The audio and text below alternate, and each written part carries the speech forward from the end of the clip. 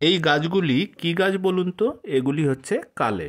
এগুলি আপনি পাতাবাহার হিসেবে ব্যবহার করতে পারেন। এগুলি সবজি, স্যালাড প্রভৃতি হিসেবেও আপনি ব্যবহার করতে পারেন। আর এর পুষ্টিগুণও খুবই ভালো। দানা থেকে চারা তৈরির পর কেমনভাবে এই গাছকে আমি প্রতিস্থাপন করেছি, কেমন পরিচর্যা করেছি, সেটি আজ আমি আপনাদের সাথে শেয়ার করব। এই গাছের দানা আমি এই ধরনের ট্রেতে আমি ছড়িয়ে দিয়েছিলাম।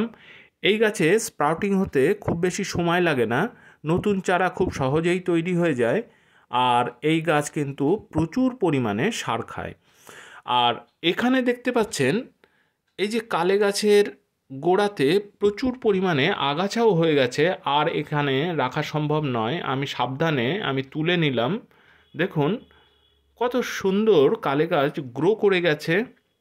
এইবার এর গোড়া পরিষ্কার করে নতুন করে বসাতে হবে।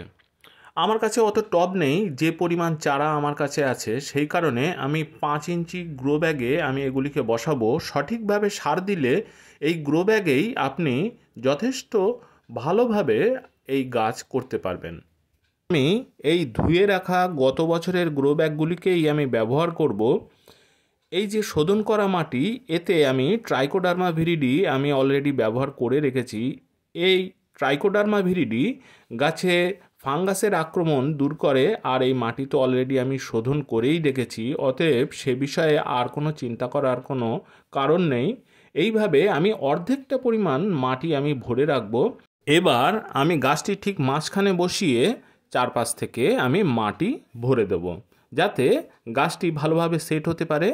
গোড়া ভালোভাবে চেপে দিয়ে উপর থেকে জল দিয়ে দেবেন, এবং পরবর্তীতে আমি কি কি সার দেব পরবর্তী ভিডিওতে আমি আপনাদের সাথে শেয়ার করব।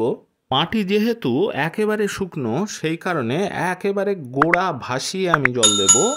আর এই গাছটিকে এবার একটু ছায়া জায়গায় 2-1 দিন রেখে দেব, যাতে এই নতুন মাটিতে খুব সহজেই সেট হতে পারে।